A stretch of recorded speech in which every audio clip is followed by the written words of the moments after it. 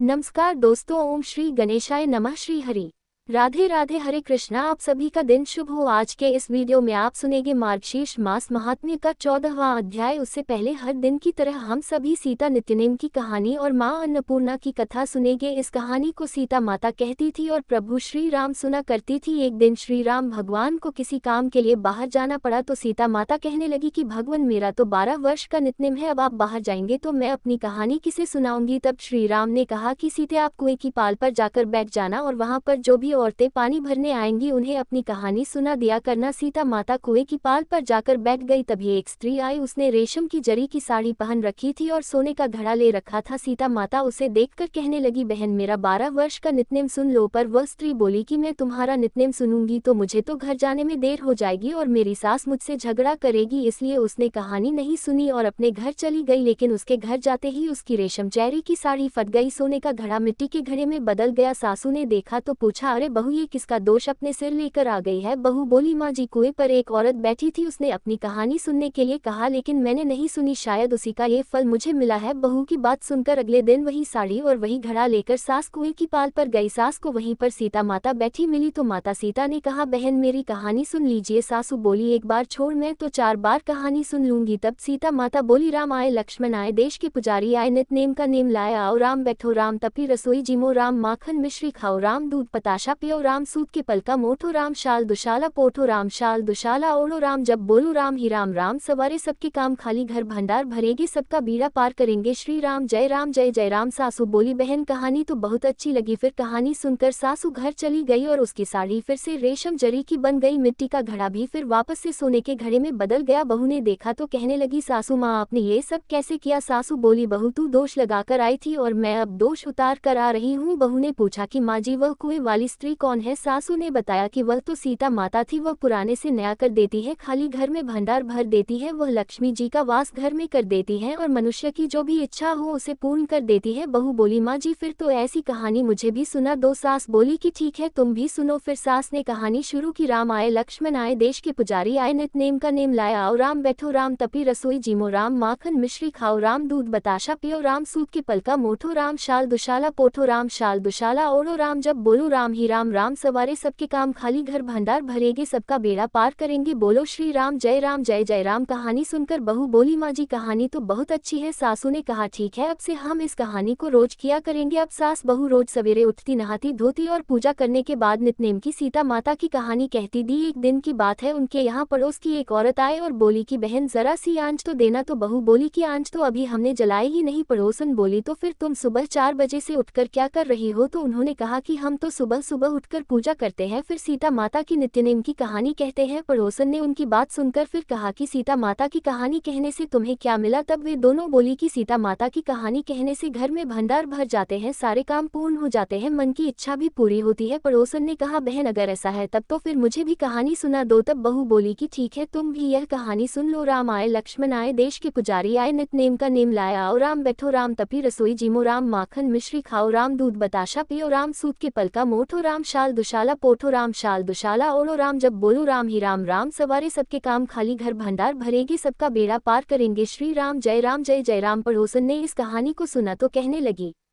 बहन कहानी तो बहुत अच्छी लगी। अब वह पड़ोसन भी नित्यनेम सीता माता की कहानी कहने लगी। कहानी कहने से सीता माता ने पड़ोसन के भी धन के भंडार भर दिए। देखते ही देखते अब तो पूरे मोहल्ले में नित्यनेम की कथा चल पड़ी और हर किसी की मनोकामना पूर्ण होने लगी। हे सीता माता, जैसे आपने उन सभी के भंडार भरे वैसे ही हमारे भी भरना। कहानी कहने वाले, सुनने वाले और हुंकार भरने वाले सबके भरना। सभी प्रेम से बोलिए सीता मैया की जय। मां अन्नपूर्णा व्रत की कथा के अनुसार प्राचीन समय की बात है, काशी निवासी धनंजय की पत्नी का नाम सुलक्षणा था। उसे अन्य सभी सुख प्राप्त थे, केवल निर्धनता ही उनके दुख का एकमात्र कारण थी और यही दुख उसे हर समय सताता था। एक दिन सुलक्षणा अपने पति से बोली, स्वामी आप कुछ उद्यम करो तो काम चले। इस प्रकार कब तक काम चलेगा। सुलक्षणा की यह बात धनंजय के मन में बैठ गई और वह उसी दिन विश्वनाथ शंकर जी को प्रसन्न करने के लिए बैठ गया और कहने लगा, हे देवाधिदेव विश्वेश्वर, मुझे पूजा पाठ कुछ भी करना नहीं आता, मैं तो केवल आपके ही भरोसे बैठा हूँ। इतनी विनती करके वह 2-3 दिन तक लगातार भूखा प्यासा बैठा रहा। ये देखकर भगवान शंकर ने उसके कान में अन्नपूर्णा अन्नपूर्णा अन्नपूर्णा इस प्रकार 3 बार कहा। ये कौन क्या कह गया? बस इसी सोच में धनंजय पड़ गया कि मंदिर से आते ब्राह्मण को देखकर वो पूछने लगा, पंडित जी अन्नपूर्णा कौन है? तब ब्राह्मण ने कहा, अरे धनंजय, तू तो अन्न छोड़कर बैठा है, इसलिए तुझे हर समय अन्न की ही बात सूझती है। जा घर जाकर अन्न ग्रहण कर। धनंजय अपने घर गया, जाकर पत्नी से सारी बात कही। तब वह बोली, नाथ चिंता मत करो, स्वयं शंकर जी ने यह मंत्र दिया है और वे स्वयं ही खुलासा भी करेंगे। आप फिर से जाकर उनकी आराधना करो। पत्नी के कहे अनुसार धनंजय फिर पहले दिन की तरह ही जाकर पूजा में बैठ गया। रात्रि में भगवान शंकर जी ने आज्ञा दी, कहा तू पूर्व दिशा में चला जा। अब धनंजय अन्नपूर्णा का नाम जपता जाता और रास्ते में फल खाता, झरनों का पानी पीता जाता। इस प्रकार कितने ही दिनों तक लगातार वह चलता रहा। वहां उसे चांदी से चमकते वन की शोभा देखने मिली, सुंदर सरोवर देखने मिला। उसके किनारे कितनी ही अप्सराएं झुंड बनाए बैठी थी। एक अप्सरा कथा कहती थी और सब माँ अन्नपूर्णा इस प्रकार बार बार कहती थी। यह अज्ञान मास की उजियारी रात्रि थी और आज से ही व्रत का आरंभ था। जिस शब्द की खोज करने वह निकला था वहां उसे वही शब्द सुनने को मिला। धनंजय ने तब उनके पास जाकर धीरे से पूछा, हे देवियों, आप ये सब क्या कर रही हो? तब उन सब ने कहा, हम सब माँ अन्नपूर्णा का व्रत कर रही हैं। व्रत करने से क्या होता है और क्या ये व्रत किसी ने किया भी है? इसे कब किया जाए, कैसे किया जाए और इसकी कैसी विधि है? मुझसे भी कहो। धनंजय के कहने पर वे अप्सराएं कहने लगी, इस व्रत को कोई भी कर सकता है। 21 दिन व्रत करने के लिए 21 गांठ वाला सूत लेना। 21 दिन यदि ना कर पाए तो 1 दिन का ही उपवास करे और यह भी ना करे तो केवल कथा सुनकर ही प्रसाद ले ले। निराहार रहकर कथा कहे, कथा सुनने वाला कोई ना मिले तो पीपल के पत्तों को रखकर सुपारी या घृत कुमारी यानी ग्वारपाठ को वृक्ष के सामने रखकर दीपक को साक्षी बनाकर सूर्य, गाय, तुलसी या महादेव को बिना कथाएं सुनाए मुख में अन्न मत डालना। यदि भूल से कुछ पड़ जाए तो 1 दिवस फिर उपवास करे। व्रत के दिन क्रोध न करे और झूठ न बोले। अप्सराओं के द्वारा विधि बताने पर धनंजय बोला, फिर बताए इस व्रत के करने से क्या होगा? तब वे कहने लगी, इसके करने से अंधे को नेत्र मिल जाता है, लूलों को हाथ मिल जाता है, निर्धन के घर धन के भंडार भर जाते हैं, बांझन को संतान मिलती है, मूर्ख को विद्या मिलती है और जो जिस कामना से व्रत को करता है माँ उसकी वह हर कामना पूर्ण करती है। धनंजय कहने लगा, बहनों, मेरे घर में भी धन नहीं है, विद्या नहीं है, कुछ भी तो नहीं है मेरे पास। मैं तो दुखिया ब्राह्मण हूँ, मुझे इस व्रत का सूत दोगी क्या? हाँ भाई, तेरा कल्याण हो, हम तुझे सूत देंगी, ले इस व्रत का मंगलसूत्र ले ले। तब धनंजय ने उन अप्सराओं से सूत लेकर व्रत को किया। व्रत पूरा हुआ तभी सरोवर में से 21 खंड की स्वर्ण सीढ़ी हीरा मोती जड़ी हुई प्रकट हुई। धनंजय जय अन्नपूर्णा कहता जाता था। इस प्रकार जाने कितनी ही सीढ़ियां वह उतरता गया। तब अंदर जाकर उसने क्या देखा कि करोड़ों सूर्यों से प्रकाशमान मां अन्नपूर्णा का मंदिर है। उसके सामने स्वर्ण सिंहासन पर मां अन्नपूर्णा विराजमान है। सामने भिक्षा हेतु शंकर भगवान खड़े हैं। देवांगनाएं चवर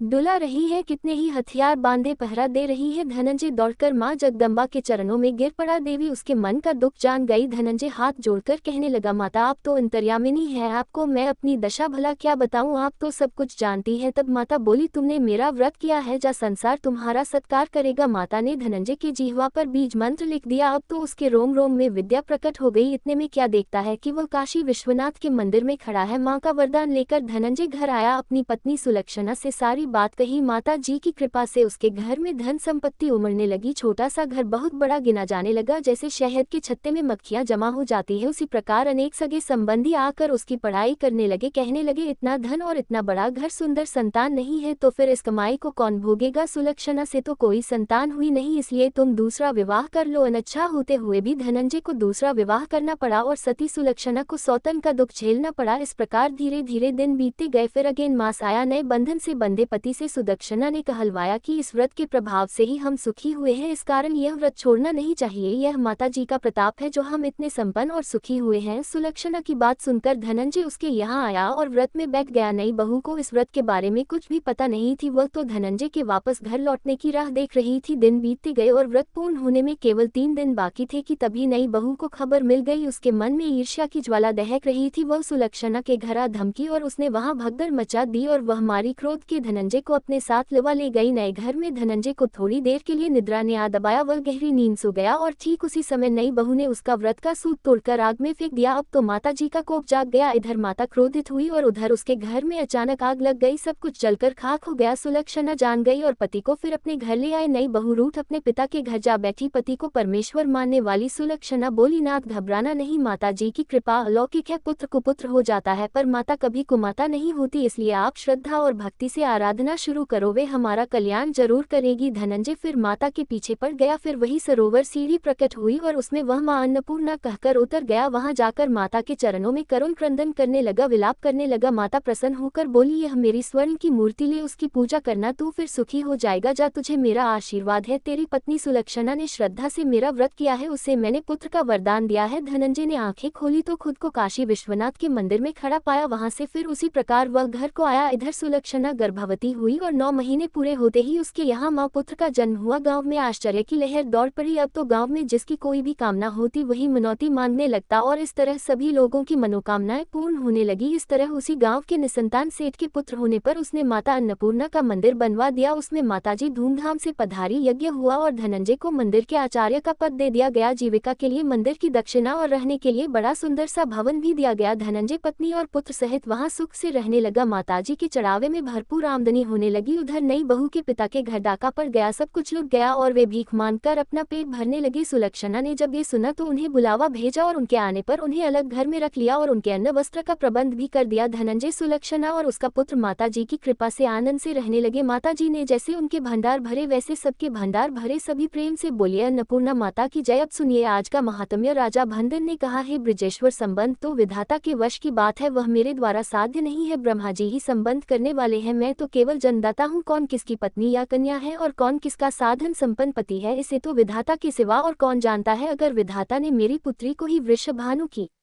पत्नी होने की बात लिखी है तो वह तो पहले से ही उनकी पत्नी है। मैं फिर कौन हूँ जो उसमें बाधा डाल सकूं, और दूसरा भी कौन उस संबंध का निवारण कर सकता है। नारद, ऐसा कहकर राजेंद्र भानंदन ने विनय से सिर झुकाया। नंद राय जी को आदर पूर्वक मिष्ठान भोजन कराया। फिर राजा की अनुमति लेकर ब्रजराज ब्रज को लौट गए। जाकर उन्होंने सुरभानु की सभा में सारी बात बताई। सुरभानु ने भी यत्न पूर्वक नंद जी और गर्ग जी के सहयोग से सादर इस संबंध को जोड़ा। विवाह काल में महाराज भानंदन ने गजरत्न, अश्वरत्न, अन्य रत्न और मणियों के आभूषण आदि बहुत सारा दान भी भेंट स्वरूप दिया। वृषभानु कलावती को पाकर बड़ी प्रसन्नता के साथ निर्जन और रमणीय स्थान में उनके साथ विहार करने लगे। कलावती एक पल का भी विरह होने पर स्वामी के बिना व्याकुल हो उठती थी और वृषभानु भी एक क्षण के लिए भी कलावती से दूर होने पर बेचैन हो जाया करते थे। वह राजकन्या पूर्व जन्म की बातों को याद रखने वाली देवी थी, माया से मनुष्य रूप में प्रकट हुई थी। वृषभानु भी श्रीहरि के अंश और जातिस्मर थे और कलावती को पाकर बड़े प्रसन्न थे। उन दोनों का प्रेम प्रतिदिन नया नया होकर बढ़ने लगा। लीलावश पूर्व काल में सुदामा के श्राप और श्री कृष्ण की आज्ञा से श्री कृष्ण प्राणादिका सती राधिका उन दोनों की योनिजा पुत्री हुई। उसके दर्शन मात्र से ही वे दोनों दंपत्ति भव बंधन से मुक्त हो गए। हे नारद, इस प्रकार इतिहास कहा गया। अब जिसका प्रकरण चल रहा है वह प्रसंग भी सुनो। उक्त इतिहास पाप रूपी ईंधन को जलाने के लिए प्रज्वलित अग्नि की शिख के समान है। शिल्प शिरोमणि विश्वकर्मा वृषभानु के आश्रम पर जाकर वहां से अपने सेवक गण के साथ दूसरे स्थान पर चले गए थे। उन्होंने मन ही मन 1 कोस लंबे चौड़े एक मनोहर स्थान का विचार करके वहां महात्मा नंद के लिए आश्रम बनाना आरंभ कर दिया। बुद्धि से अनुमान करके उनके लिए सबसे विलक्षण भवन बनाया। वह श्रेष्ठ भवन 4 गहरी खायों से घिरा हुआ था। शत्रुओं के लिए उसे लाना बहुत कठिन था। उन चारों खायों में पत्थर जुड़े हुए थे। उन खायों के दोनों किनारों पर फूलों के बगीचे थे जिनके कारण वे पुष्पों से सजी हुई जान पड़ती थी। नंद भवन का सुंदर तरीके से निर्माण करके विश्वकर्मा जी नगर में घूमने लगे। उन्होंने तरह तरह के मनोहर राजमार्ग वहां बनाए। रक्त भानु मणि की बनी हुई वेदियों और सुंदर पत्तनों से वे मार्ग सुशोभित होते थे। उन्हें आर पार दोनों ओर से बांधकर पक्का बनाया गया था जिससे वे बड़े मनोहर लगते थे। राजमार्ग के दोनों ओर मणिमय मंडप बने हुए थे जो कि वैश्यों के वाणिज्य व्यवसाय के उपयोग में आने लायक थे। फिर वृंदावन में जाकर विश्वकर्मा जी ने सुंदर गोलाकार और मणिमय परकोटों से युक्त रास मंडल का निर्माण किया जो सब ओर से 1-1 योजन बड़ा था। उसमें जगह जगह पर मणिमय वेदिकाएं बनी हुई थी। मनीसार रचित 9 करोड़ मंडप उस रास मंडल की शोभा बढ़ाते थे। वे श्रृंगार के लायक चित्रों से सुसज्जित और शैयाओं से संपन्न थे। तरह तरह के फूलों की सुगंध लेकर बहती हुई वायु उन मंडपों को सुगंधित करती थी। उनमें रत्नमय दीप जला करते थे। स्वर्णमय कलश उनकी उज्ज्वलता को बढ़ा रहे थे। पुष्पों से भरे हुए बगीचों और सरोवरों से सुशोभित रास स्थल का निर्माण करके विश्वकर्मा जी दूसरे स्थान को गए। वे उस रमणीय वृंदावन को देखकर बहुत संतुष्ट हुई। वन के भीतर जगह जगह एकांत स्थान में मन बुद्धि से विचार और निश्चय करने के बाद उन्होंने वहां 30 रमणीय और विलक्षण वनों का निर्माण किया और वे केवल श्री राधा माधव की ही क्रीड़ा के लिए बनाए गए थे। फिर मधुबन के निकट अत्यंत मनोहर निर्जन स्थान में वट वृक्ष के मूल भाग के निकट सरोवर के पश्चिम किनारे केतकी वन के बीच और चंपा के बगीचे के पूर्व विश्वकर्मा जी ने राधा माधव की क्रीड़ा के लिए पुनः एक रत्नमय मंडप का निर्माण किया। वह रत्न मंडप गोलाकार बना हुआ था, उसके भीतर रत्न निर्मित शैया बिछी हुई थी जिनसे उस उत्तम भवन के भीतरी भाग की बड़ी शोभा हो रही थी। उक्त शैयाओं पर अग्निशुद्ध दिव्य वस्त्र बिछे हुए थे। मालाओं के समूह से सुसज्जित होकर वे बड़े सुंदर लग रहे थे। पारिजात के फूलों की मालाओं के बने हुए तकिए उन पर यथास्थान रखे गए थे। चंदन, गुरु, कस्तूरी और कुमकुम से वे सारा भवन सुवासित हो रहा था। नए श्रृंगार के योग्य और पारस्परिक प्रेम की वृद्धि करने वाले कपूर युक्त तांबूल के बीड़े अत्यंत रत्नमय पात्रों में सजाकर रखे गए थे। उस भवन में रत्नों की बहुत सी चौकियां रखी थी जिनमें हीरे मोती जड़े हुए थे। मोतियों की झालरें लटक रही थी। रत्नमय चित्रों से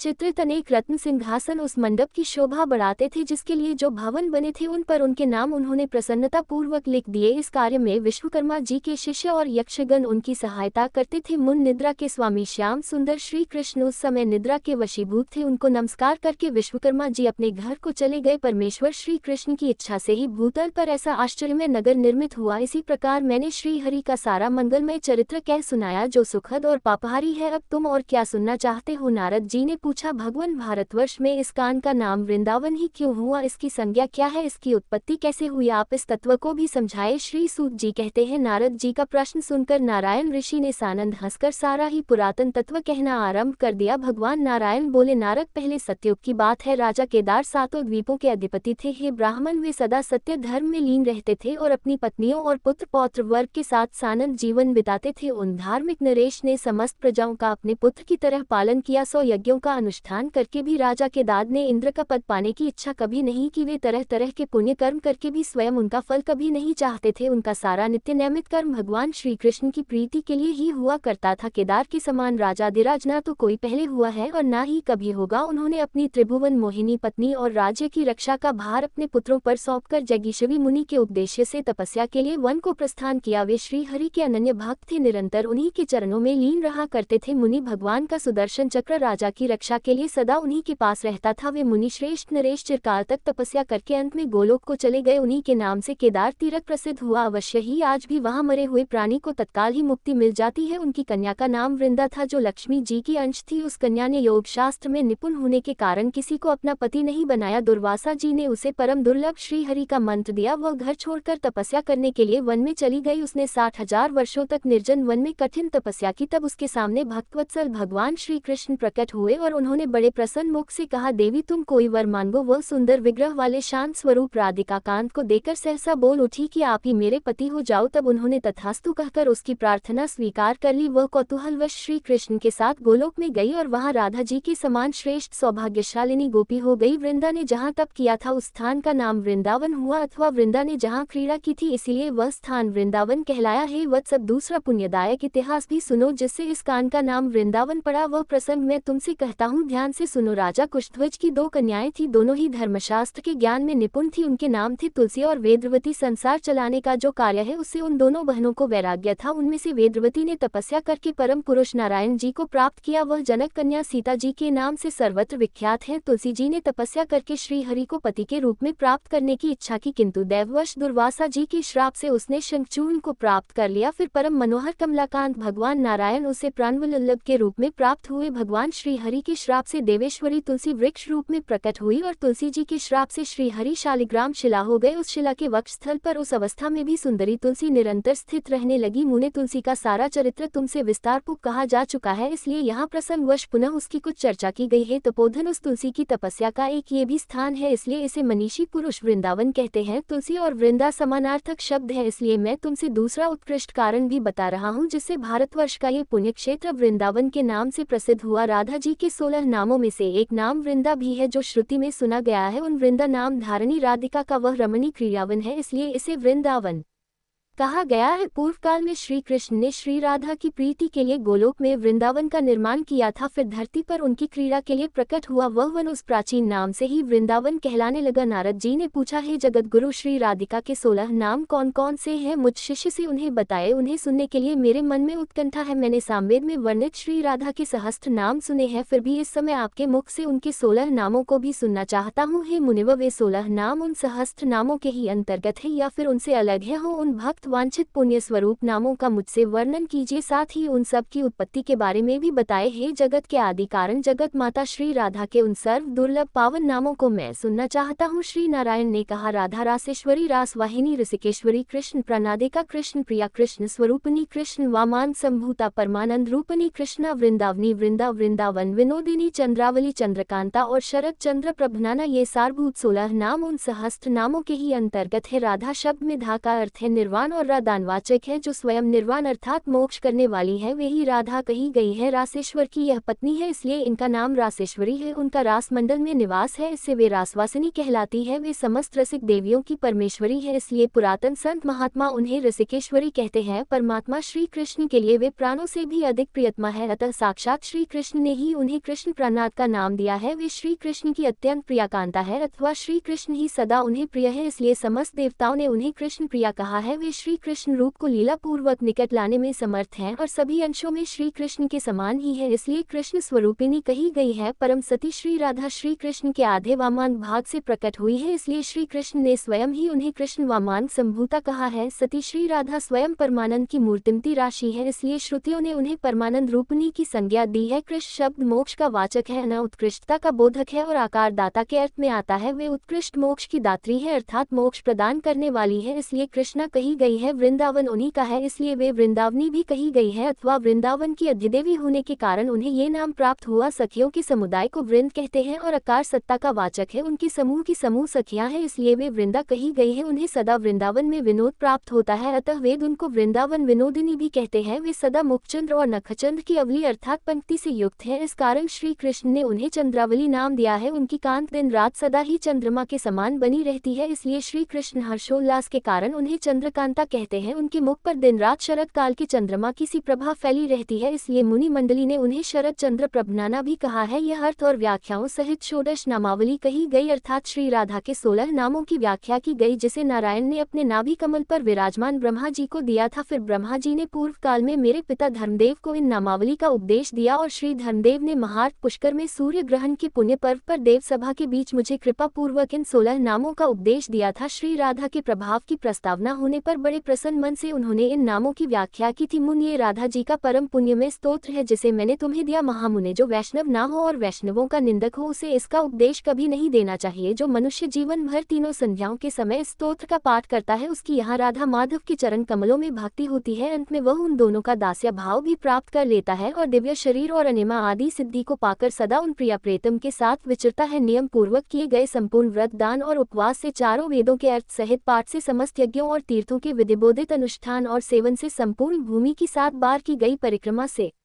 शरणागत की रक्षा से, अज्ञानी को ज्ञान देने से और देवताओं और वैष्णवों का दर्शन देने से भी जो फल प्राप्त होता है, वह इस स्तोत्र पाठ की 16वीं कला के बराबर भी नहीं है। इस स्तोत्र के प्रभाव से मनुष्य जीवन मुक्त हो जाता है। नारद जी ने कहा, प्रभु, इस सर्व दुर्लभ परम आश्चर्यमय स्तोत्र मुझे प्राप्त हुआ। देवी श्री राधा का संसार विजय नामक कवच भी उपलब्ध हुआ। सुयज्ञ ने जिसका प्रयोग किया था, वह दुर्लभ स्तोत्र भी मुझे सुलभ हो गया। भगवान श्री कृष्ण की विचित्र कथा सुनकर आपके चरण कमलों के प्रसाद से मैंने बहुत कुछ पा लिया। आप मैं जिस रहस्य को सुनना चाहता हूँ, कृपया उसका भी वर्णन कीजिए। मुनि, वृंदावन में प्रातः काल उस अद्भुत नगर को देखकर फिर गोपों ने क्या कहा? देवर्षि नारद जी बोले, हे मुनि श्रेष्ठ, हे ज्ञान सिंधु, मैं आपका शरणागत शिष्य हूँ, आप मुझे श्री कृष्ण लीला अमृत का पान भी कराए। तब भगवान श्री नारायण ने कहा, एक दिन बलराम सहित श्री कृष्ण ग्वाल बालों को साथ लेकर श्री मधुवन में गए, जहाँ यमुना जी के किनारे कमल खिले हुए थे। उस समय सब बालक सहस्त्रों गौं के साथ वहाँ विचरने और खेलने लगे। खेलते खेलते वे थक गए और उन्हें भूख प्यास सताने लगी। तब सभी गोपबाल बड़ी प्रसन्नता के साथ श्री कृष्ण के पास आए और बोले, कन्हैया, हमें तो बड़ी जोर से भूख लगी है, हम सेवकों को आज्ञा दो, हम क्या करें? ग्वाल बालों की बात सुनकर प्रसन्न मुख और नेत्र वाले दयानिधि श्री कृष्ण उनसे ये हितकर और सच्ची बात कहने लगे कि बालकों, जहाँ ब्राह्मणों का सुखदायक यज्ञ स्थान है, वहाँ पर जाओ। जाकर उन यज्ञ तत्पर ब्राह्मणों से शीघ्र ही भोजन के लिए अन्न मांगो। वे सभी अंगिरस गोत्र वाले ब्राह्मण हैं और श्रीवन के निकट अपने आश्रम में यज्ञ करते हैं। उन्होंने श्रुतियों और स्मृतियों का विशेष ज्ञान प्राप्त किया है और वे सब निष्प्रभ वैष्णव हैं और मोक्ष की कामना से मेरा ही यजन कर रहे हैं, परंतु माया से आच्छादित होने के कारण, मोहित होने के कारण उन्हें इस बात का पता ही नहीं है कि योग माया से मनुष्य रूप धारण करके प्रकट हुआ मैं ही उनका आराध्य देव हूँ। केवल यज्ञ की ओर ही उन्मुख रहने वाले वे ब्राह्मण अगर तुम्हें अन्न ना दे तो शीघ्र जाकर उनकी पत्नियों से मांगना, क्योंकि वह बालकों के प्रति दया भाव से भरी हुई है, वह आपको अन्न अवश्य दे देंगी। श्री कृष्ण की बात सुनकर वे श्रेष्ठ गोप बालक ब्राह्मणों के सामने जाकर मस्तक झुकाकर खड़े हो गए और बोले, विप्रवरो हमें शीघ्र ही भोजन दीजिए, हमें जोर से भूख लगी है। परंतु उनमें से कुछ ब्राह्मणों ने तो उनकी बात ही नहीं सुनी और कुछ लोग सुनकर भी ज्यों के त्यों खड़े रहे। तब वे पाकशाला में गए, अर्थात जहाँ पर भोजन बनता था, रसोई घर में गए जहाँ ब्राह्मणियां भोजन बना रही थी। उन बालकों ने ब्राह्मण पत्नियों को सिर झुकाकर प्रणाम किया, क्योंकि श्री कृष्ण की ऐसी ही आज्ञा थी कि जब ब्राह्मण भोजन देने के लिए मना कर दे तब उनकी पत्नियों से भोजन मांगना। तब प्रणाम करके वह सब बालक उन पतिव्रता ब्राह्मणियों से बोले कि माताओं, हम सब बालक भोग से पीड़ित हैं, हमें भोजन दीजिए। उन बालकों की बात सुनकर और उनकी मनोहर आकृति देखकर उन सती साध्वी ब्राह्मणियों ने मुस्कुराते हुए बड़े प्रसन्न मन से उनसे आदरपूर्वक पूछा कि समझदार बालकों, बताओ तो जरा तुम लोग कौन हो, किसने तुम्हें यहाँ भेजा है और तुम्हारे नाम क्या क्या है? हम तो तुम्हें व्यंजन सहित तरह तरह का श्रेष्ठ भोजन जरूर देंगे। ब्राह्मणियों की बात सुनकर वे सभी स्निग्ध और हष्टपुष्ट गोप बालक बड़ी प्रसन्नता से हंसते हुए बोले, माताओं, हमें तो बलराम और श्री कृष्ण ने भेजा है, हम लोग भूख से बहुत पीड़ित है, बहुत जोर से भूख लग रही है, कृपया हमें भोजन दो, हम शीघ्र ही उनके पास लौट जाएंगे। यहाँ से थोड़ी दूर पर वन के भीतर भांडीर वट के निकट मधुवन में बलराम और केशव बैठे हुए हैं, वह दोनों भाई भी थके मांदे और भूखे हैं और भोजन मांग रहे हैं। माताओं, आपको अन्न देना है या नहीं देना है, ये शीघ्र ही हमें इसी समय बता दो, नहीं तो हम कोई और उपाय ढूंढे। गोपों की बात सुनकर ब्राह्मणियां हर्ष से खिल उठी, उनकी आंखों में आनंद के आंसू झलक आए, सारे अंग पुलकित हो उठे। उनके मन में बड़ी इच्छा थी कि हमें श्री कृष्ण चरणों के दर्शन हो जाए। उन्होंने सोने चांदी और फूल की थालियों में बड़ी प्रसन्नता के साथ तरह तरह के व्यंजनों से युक्त अत्यंत मनोहर अग्नि चावल का भात, खीर, स्वादिष्ट पैठा, दही, दूध, घी और मधु रखकर श्री कृष्ण के पास प्रस्थान किया। वे मन ही मन तरह तरह के मनोरथ लेकर जाने को उत्सुक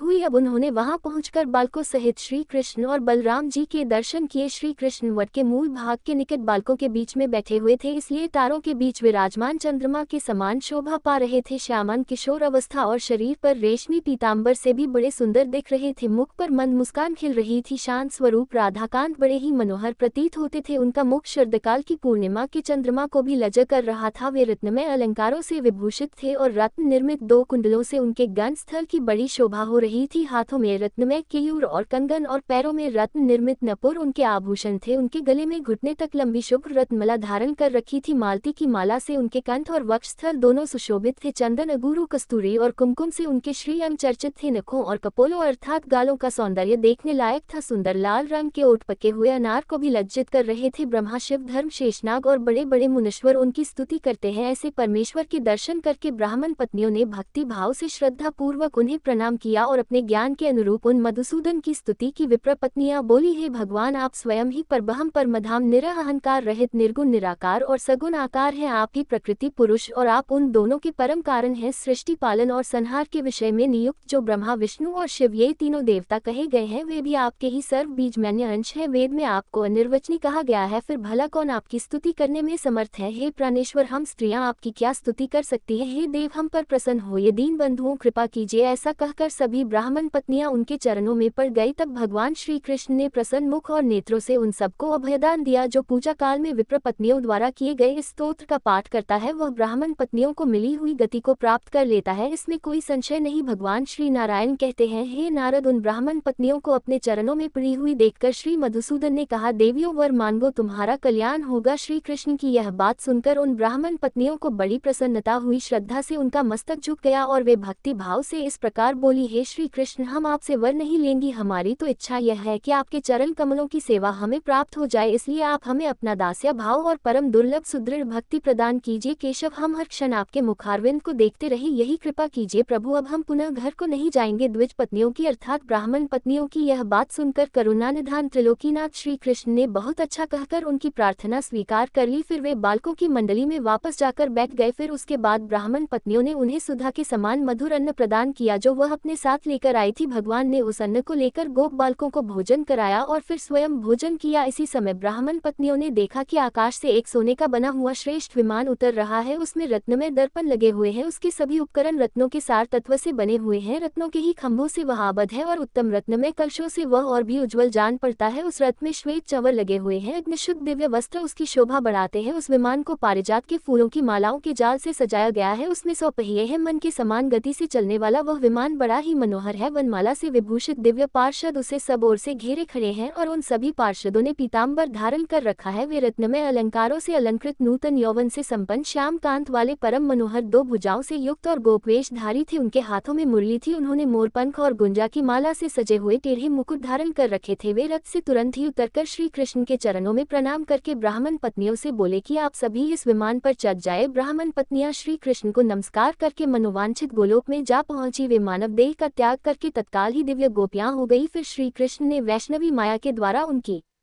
छाया का निर्माण करके स्वयं ही उन्हें ब्राह्मणों के घरों में भेज दिया। ब्राह्मण लोग अपनी पत्नियों के लिए मन ही मन बहुत उद्विग्न थे और सब उनको ही खोज रहे थे। इसी समय रास्ते में उन्हें अपनी पत्नियां वापस आती हुई दिखाई दी। उन्हें देखकर सब ब्राह्मणों के मुख और नेत्र प्रसन्नता से खिल उठे, संपूर्ण पुलकित हो गए और वे विनय पूर्वक उनसे बोले कि हो तुम सब लोग परम धन्य हो, क्योंकि तुमने साक्षात परमेश्वर के दर्शन किए हैं। हमारा तो जीवन व्यर्थ है और हम लोगों का तो वेद पाठ भी निरर्थक है। वेद और पुराण में सर्वत्र विद्वानों द्वारा श्री कृष्ण की ही समस्त विभूतियों का वर्णन किया है। सबके जनक श्री हरि ही हैं। जब तप, व्रत, ज्ञान, वेदाध्ययन, पूजन, तीर्थ स्नान और उपवास सबके फलदाता श्री कृष्ण अर्थात श्री हरि ही हैं। जिसने श्री कृष्ण की सेवा कर ली उसे तपस्याओं के फल से भला क्या प्रयोजन है। जिसे कल्पवृक्ष की प्राप्ति हो गई वह दूसरे किसी वृक्ष को लेकर भला क्या करेगा। जिसके हृदय में श्री कृष्ण विराजमान है उसे यज्ञ आदि कर्मों के अनुष्ठान की फिर क्या आवश्यकता है। और जिसने समुद्र को पी लिया उसके लिए कुआं लांघने में क्या पुरुषार्थ है। ऐसा कहकर ब्राह्मण लोग उन श्रेष्ठ कामिनियों को अपने साथ लेकर बड़ी प्रसन्नता के साथ अपने घर को लौटे और उनके साथ आनंद पूर्वक रहने लगे। उन सबका क्रीड़ा में और अन्य सभी कर्मों में पहले वाली स्त्रियों की अपेक्षा अधिक प्रेम और उदार भाव प्रकट होता था, परंतु माया शक्ति से प्रभावित होने के कारण ब्राह्मण लोग उसका अनुमान ही नहीं कर पाते थे। उधर सनातन पूर्ण ब्रह्म नारायण स्वरूप श्री कृष्ण बलराम और ग्वाल बालों के साथ शीघ्र ही वहां से अपने घर को चले गए। इस प्रकार मैंने श्रीहरि का संपूर्ण उत्तम महात्म्य कह सुनाया। इसे मैंने पूर्व काल में अपने पिता धर्म के मुख से सुना था। नारद तुम अब और क्या सुनना चाहते हो। नारद जी ने पूछा, हे ऋषि, इस पुण्य के प्रभाव से उन ब्राह्मण पत्नियों को ऐसी गति प्राप्त हुई जो बड़े बड़े मुनीश्वरों और योग सिद्ध पुरुषों के लिए भी दुर्लभ है। क्यों नहीं उन ब्राह्मणों को ऐसी गति प्राप्त हुई। पूर्व काल में वे पुण्यवती स्त्रियां कौन थी और किस दोष से इस धरती पर आई थी। कृपया मेरे संदेह का भी निवारण कीजिए। तब भगवान नारायण बोले, नारद, ये देवियां सप्त ऋषियों की सुंदर रूप गुण संपन्ना पतिव्रता पत्नियां थी। एक बार अनल देव ने इनका अंग स्पर्श कर लिया। इससे सप्त ऋषियों में अंगिरा जी को बड़ा शोक हुआ और उन्होंने अग्नि को सर्वभक्ष होने का और इन पत्नियों को मानुष योनि में जाने का श्राप दे डाला। ये सब रोती हुई बोली कि हम लोग तो निर्दोष है, पतिव्रता है, हमारा त्याग मत कीजिए। आप हम डरी हुई अबलाओं को अभय प्रदान कीजिए। इनके करुण क्रंदन से मुनि को दया आ गई, वे भी दुखी हो गए। अंत में उन्होंने कहा कि तुम्हें मानुष योनि में जाना तो होगा, परंतु तुम्हें वहां साक्षात भगवान श्री कृष्ण के दर्शन प्राप्त होंगे। उनके दर्शन होते ही तुम सब गोलोक में चली जाओगी। फिर श्री हरि अपनी योग माया से तुम लोगों की छायामूर्ति का निर्माण करेंगे। वे तुम्हारी छायामूर्तियां कुछ समय तक उन ब्राह्मणों के घरों में रहकर फिर हमारे यहाँ ही वापस लौट आएंगी। इस प्रकार तुम अपने छायांश से पुनः हमारी पत्नियां हो जाओगी। इसलिए यह मेरा श्राप तुम्हारे लिए वरदान से भी बढ़कर है। ऐसा कहकर वे मुनि मौन हो गए। उनके मन में इसके लिए बड़ा दुख था। वे स्त्रियां श्रापवश धरती पर आकर उन ब्राह्मणों की पत्नियां हुई और श्री कृष्ण को भक्ति भाव से अन्न समर्पित करके वे उनके धाम को चली गई। निश्चय ही उनका श्राप उनके लिए श्रेष्ठ संपत्ति से भी अधिक महत्वशाली हुआ। नीच पुरुष से मिली हुई संपत्ति भी निंदनीय है, किंतु महात्मा पुरुष से प्राप्त हुई विपत्ति भी श्रेष्ठ होती है। वह साधु पुरुषों का कोप तत्काल ही उपकार में बदल जाता है। विपत्ति के बिना धरती पर किसी की महिमा भला कैसे प्रकट हो सकती है। पतियों के परित्याग से भूमि पर उत्पन्न हुई ब्राह्मण पत्नियां श्री कृष्ण के दर्शन से सदा के लिए भव बंधन से मुक्त हो गई। इस प्रकार मैंने श्री हरि के इस उत्तम चरित्र को पूर्ण रूपेण कह सुनाया। उन पुण्यवती ब्राह्मणियों के मोक्ष की यह मनोरम कथा अद्भुत है। विप्रवर श्री कृष्ण की लीला कथा पद पद में नई नई जान पड़ती है और इसे सुनने वालों को तो कभी तृप्ति ही नहीं होती। भला कल्याणमयी कथा के श्रवण से कौन तृप्त हो सकता है। मैंने पूज्य पिताजी के मुख से जितना रमणीय भगवत चरित्र सुना था उसका वर्णन वैसे ही कर दिया।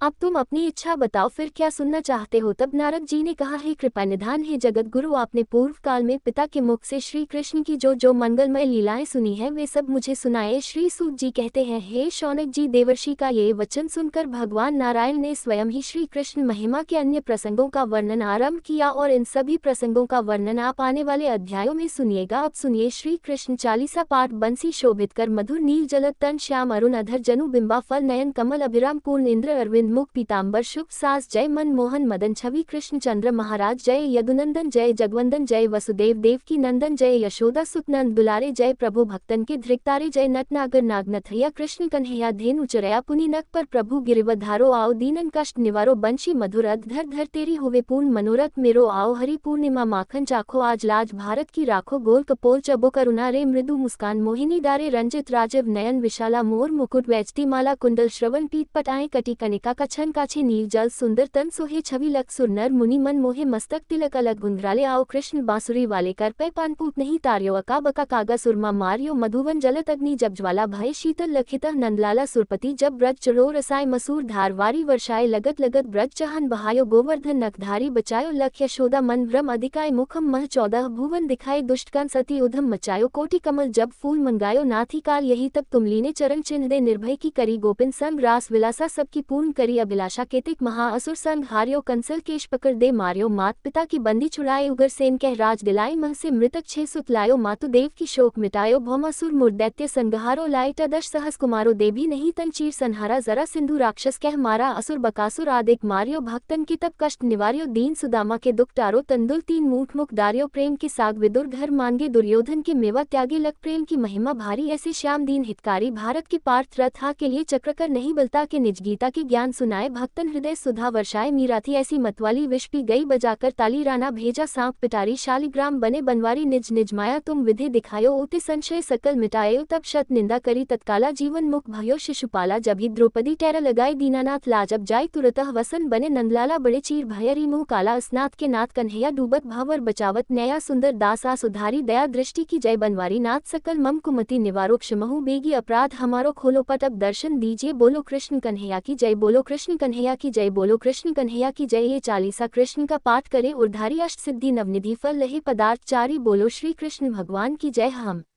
धन्यवाद।